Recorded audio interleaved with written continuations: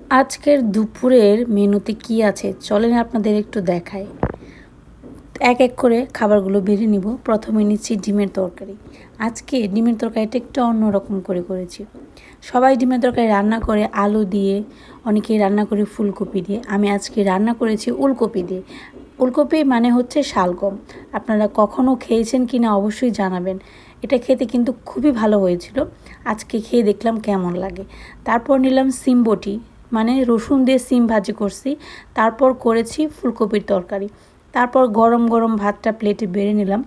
তারপর এক এক করে সমস্ত খাবার সাজিয়ে দিলাম। দেখতেই তো পাচ্ছেন দারুণ একটা হেলদি খাবার হয়েছে। শীতকালে শাকসবজি না খেলে কিন্তু শীতকালের মজাই বোঝা যায় না।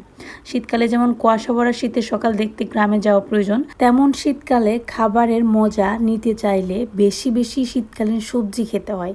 তাহলে বোঝা যায় যে শীতকালীন সবজিগুলো আসলে খেতে কতটা ভালো হয়। তো আজকে এই পর্যন্ত, সবাই ভালো থাকবেন।